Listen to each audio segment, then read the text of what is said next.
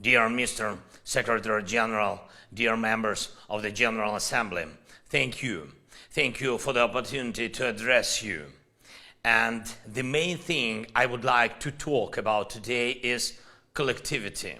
8 months ago, I addressed your organization for the first time, and I'm grateful for all the support that you, both as an organization and as countries, have given to our people, to our right to live freely. The vast majority of you support UN General Assembly resolutions that defend a rules-based international order. And your personal position, Mr. Almagro, serves precisely to protect the key foundations of international relations, the equality of all nations, and guarantees for every nation that its destiny will not be broken by other states through military or political violence. Our common goal of all leaders and states that truly value human life is a world in which violence does not dominate, a world in which the UN Charter is truly respected by everyone, from the smallest to the largest countries, a world in which not only no new frozen conflicts arise, but in which the majority of nations realize that any war in a common global challenge a threat to the world, and not the suffering of only those against whom this aggression is committed. And have we become closer to such a world since my first address to you? I'm sure, yes, we have.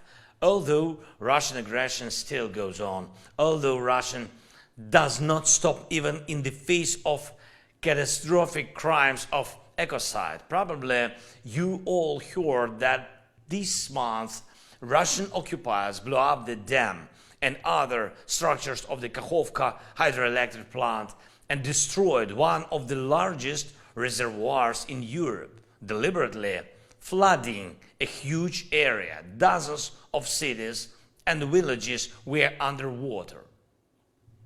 The one in Russia who gave the order to destroy the dam and the Kakhovka reservoir understood what he was doing, understood that it would leave entire regions of our country without drinking water, understood that thousands and thousands of hectares of fertile soil would become a desert. God forbid that anyone in the world faces such a crime. But despite this and all other Russian terrorist attacks, we are still pushing the aggressor to defeat, both by force of arms and by force of diplomacy. Ladies and gentlemen, last year I presented the Ukrainian peace formula, and since then we have already involved dozens of nations in working on its implementation. We are also preparing the Global Peace Summit, which will specifically determine which state will help in which point of the peace formula. There is no alternative to it. Russia has brought war to the territory of our country. Russian missiles and artillery are burning our cities and villages. Russian ecocides are destroying the nature of our country. So it is Ukrainians who best understand what exactly needs to be done to restore peace. But to indeed restore peace, we need collective efforts. And of course, in particular, your support, your leadership. I invite you to work with us and all the free nations of the world on implementation of the peace formula. And I invite you to join the preparation of the Global Peace Summit. We must become a global community in the full sense of this word, so that peace for every nation is fully guaranteed. One cannot protect peace on his own, but war cannot overcome the collective desire for peace.